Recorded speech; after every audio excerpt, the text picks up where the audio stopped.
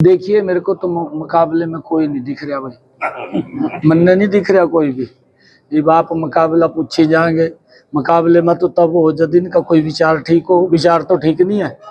जब राहुल गांधी गरीबों की तो वोट ले लिया सज्जाबाग दिखा का, और फिर जो मनसा है कहा जी आरक्षण को हम खत्म करेंगे, तो कौन वोट लग रहा देने इनको। इनकी तो मनसा जग जाहिर हो रही है।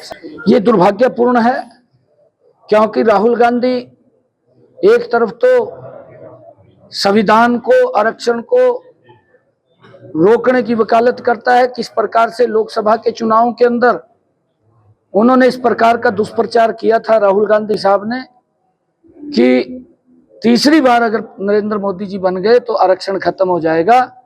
जो उसकी मंशा है, जो उसकी सोच है, वो उसने वहां बयां की है। विदेश की भूमि के ऊपर जाकर के उन्होंने कहा कि अगर हम सत्ता के अंदर आए हम आरक्षण को समाप्त करेंगे।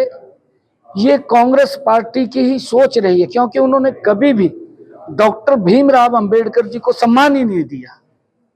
डॉक्टर भीमराव अंबेडकर जी को अपमान करने का काम कांग्रेस पार्टी ने किया है। ये उसकी मंशा है जो सामने आई है। दुर्भाग्यपूर्ण है। हमारे सिख समाज के प्रति किस प्रकार की भाषा वहां जाकर के बोली, उनको अपमानित करने का काम ये राहुल गांधी ने किया है। ये लोग ऐसी कोई भी स्टेटमेंट जिससे देश के अंदर द्वेष फैले, देश कमजोर हो और देश के अंदर भाईचारा खराब हो, ये कांग्रेस पार्टी ये कभी भी नहीं चाहती कि देश विकास की ऊंचाइयों के ऊपर जाए।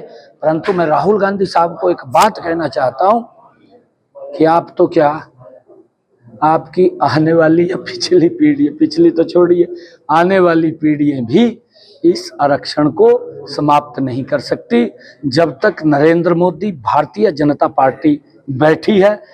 वो कभी भी ये अपने मंसूबे में ये कामयाब नहीं इनको होने देंगे।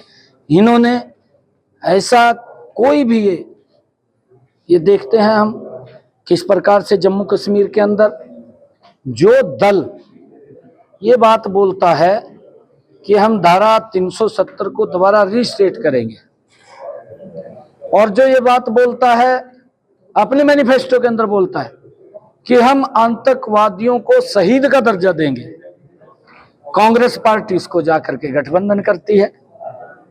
ये अपनी मंशा को क्योंकि स्पष्ट करे, ये देश को कमजोर करने वाली ताकतों के साथ इनके समझौते होते हैं और देश इनको माफ नहीं। पार्टी के नेताओं ने दिल्ली के उम्मीदवार के तौर पे अपना नामांकन किया। सावित्री जिंदल हैं, जो कविता जंगेवती हैं, राजीव जैन, उन्होंने भी नामांकन नई दिल्ली से भरा। तो कैसे नहीं, देखिए कांग्रेस के अंदर बहुत ज्यादा लोगों ने बगावत की है। हमारे इसमें तो कुछ ही ऐसे व्यक्ति हैं, उनको हम समझा लेंगे और 2-3 दिन में समझ जाएंगे। गुस्सा होता है थोड़ा, बातचीत चल रही है, परंतु कांग्रेस के अंदर तो आप लोग देखेंगे कि एक एक सीट पे 4-4 लोगों ने बगावत शुरू की है। कांग्रेस के अंदर तो बहुत ज्यादा हालत खराब है। सावित्री जिंदल की बात की है, सावित्री जिंदल जी को भी समझा लेंगे। अगर वो चुनाव लड़ते भी हैं तो कांग्रेस का ही नुकसान करेंगे, वो भारतीय जनता पार्टी का नुकसान नहीं कर पाएंगे, वो कांग्रेस का नुकसान करेंगे। परंतु कांग्रेस के अंदर बहुत बड़ा एक भूचाल उठा है और एक एक सीट के ऊपर कांग्रेस के कई लोग वो खड़े हुए हैं। उसके अंदर बहुत ज्यादा द्वंद्व है कांग्रेस के अंदर। हम तो समझा लेंगे, सावित्री जिंदल को भी समझाएंगे, समझा लेंगे। राहुल गांधी सर बताइए, नामांकन पूरे हो गए, आज नामांकन की अंतिम तारीख थी और सभी सीटों के ऊपर जो आदरणीय नरेंद्र मोदी जी, आदरणीय जगत प्रकाश जी नड्डा और हमारे आदरणीय अमित शाह जी, ठाकुर राजनाथ सिंह जी और केंद्रीय नेतृत्व ने जो प्रत्याशी कमल का फूल 90 की 90 विधानसभाओं पे भेजे हैं, सभी के नॉमिनेशन आज पूर्ण हुए हैं और मजबूती से आज हरियाणा प्रदेश के लोगों का जो मन है, क्योंकि देश में तीसरी बार नरेंद्र मोदी जी की सरकार बहुत बड़े मैंडेट के साथ, बड़े मार्जिन के साथ बनी है।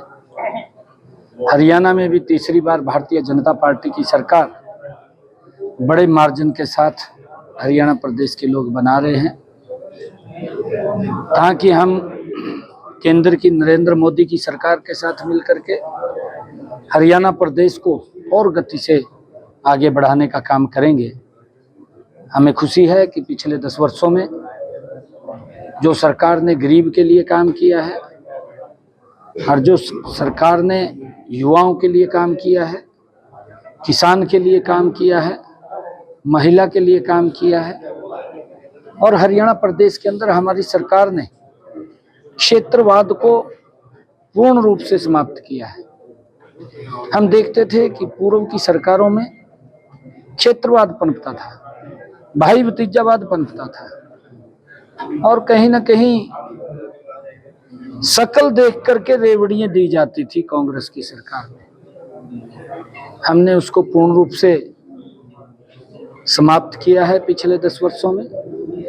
हरियाणा एक हरियाणवी एक के भाव को लेकर के आदरणीय मोदी जी ने जो मूल मंत्र दिया, सबका साथ, सबका विकास, सबका प्रयास और सबके विश्वास के साथ हरियाणा प्रदेश को हमने आगे बढ़ाने का काम पिछले 10 वर्षों में किया है।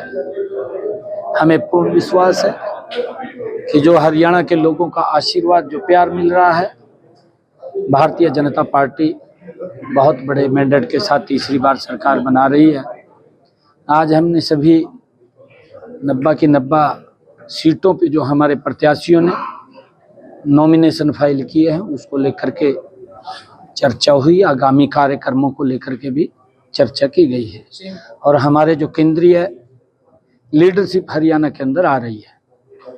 आदरणीय प्रधानमंत्री नरेंद्र मोदी जी के कार्यक्रम लग रहे हैं, आदरणीय अमित शाह जी के कार्यक्रम जल्दी हरियाणा के अंदर लग रहे हैं, आदरणीय जगत प्रकाश नड्डा जी के कार्यक्रम लग रहे हैं, आदरणीय ठाकुर राजनाथ सिंह जी के कार्यक्रम लग रहे हैं, और हमारे अन्य नेता जो हरियाणा प्रदेश के अंदर प्रचार के लिए यहाँ आने वाले हैं, उन सब को लेकर के भी आगामी कार्यक्रमों को उसको लेकर के भी हमने चर्चा की है।